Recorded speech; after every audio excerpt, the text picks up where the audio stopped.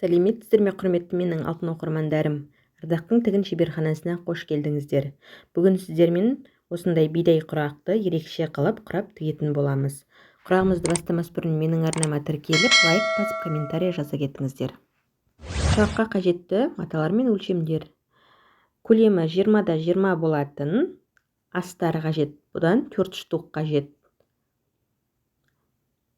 Көлемі 13-та 13 болатын қара матамыздан 4 штук қажет. Көлемі 10-да 10 болатын қара матамыздан 4 штук қажет. Сонымен қоса көлемі 4-та 4 болатын қара матамыздан 16 штук қажет. Сонымен қоса ені 4 сантиметр болатын сары мата жолағы қажет. Сонымен қоса қызыл мата жолағы қажет. Және де көкшіл матамыз қажет, болмаса жасыл. Және де қою көк матамыз қажет болады. Құрағымызға қажетті блоктарды құрап бастаймыз. Ең алдымен 4 лентамыздың, 4 түрлі түсті лентамыздың бір штугынан алып қоя тұрамыз.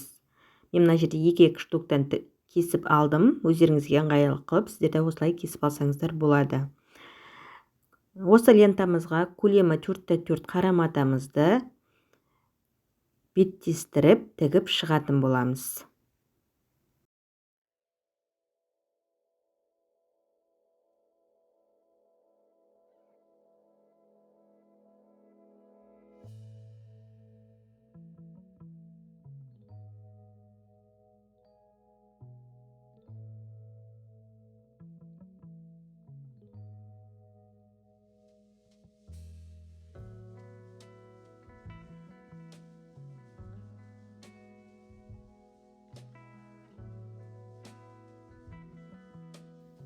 Астарымызды алып, осы астарға көлемі 10-да 10 болатын қара матамызды орнатып тігіп аламыз.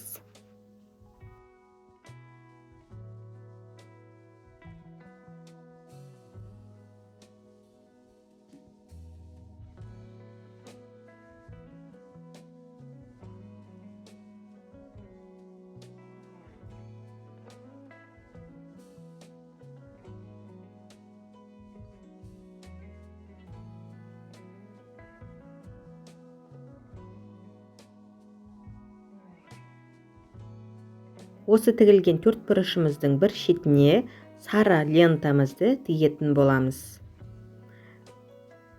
Лентамызды төменгі шетін астарға 1 сантиметр жеткізбей қиып тастаймыз.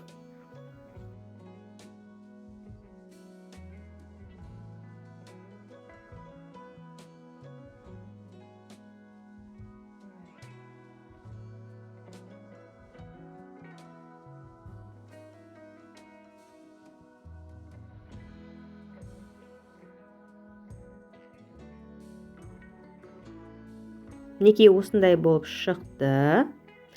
Енді осының екінші жағына басында қарасы бар сары матамызды тігіп шығамыз. Қара матамыз сарыда жақта қалуы керек, ортасында яғни. Неке төменгі жағын 1 сантиметр жеткізбей қиып тастаймыз.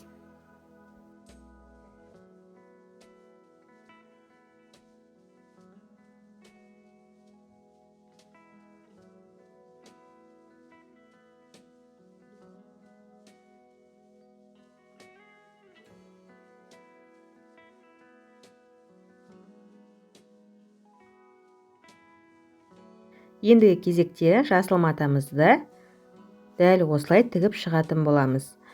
Бұл жерде төменгі жағын сары матамызға жеткізбей қиып тастаймыз.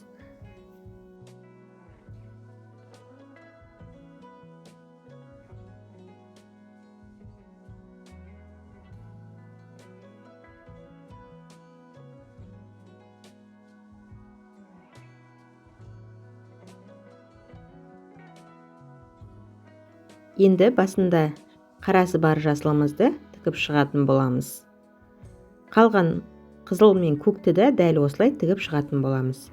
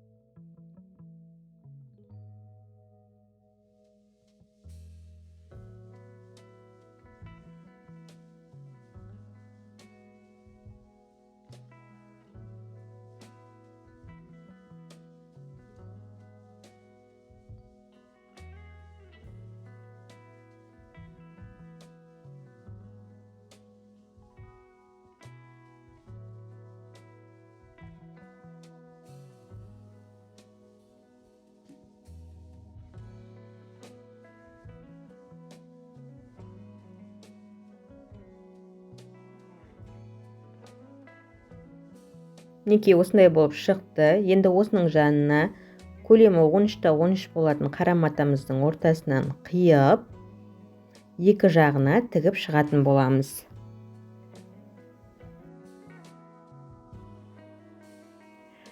Бұның екі жағына тігу үшін ең алдымен мына үшбұрышымызды бұрыш жағына қойып, өлшеп алатын боламыз.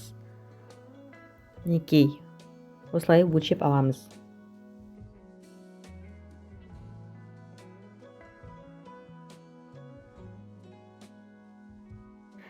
Қара матамыздың келіп тұрған жерінен где-то 0,75 өлшеп ішке қарай аламыз. Ол тігістің жолы болады.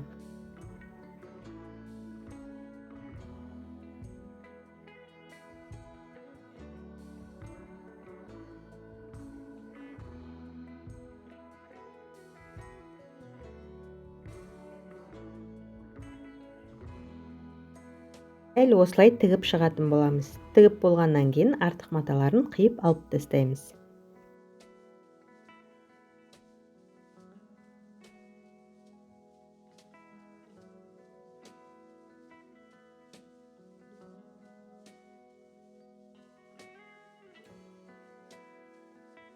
Екінші жағында дәл осылай тігіп шығамыз.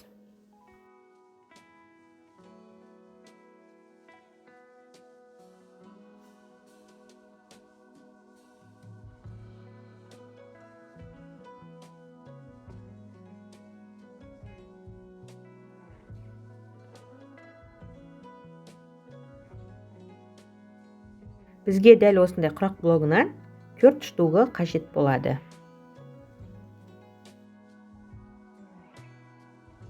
Блоктарымызды орналастырамыз. Блоктарымызды біріктіріп тігіп шығамыз.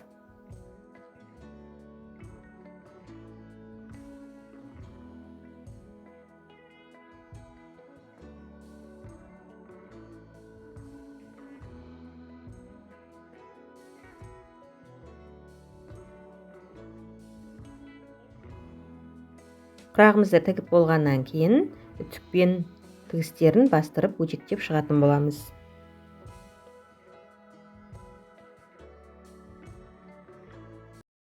Мінекей біздің құрағымыз дайын болды.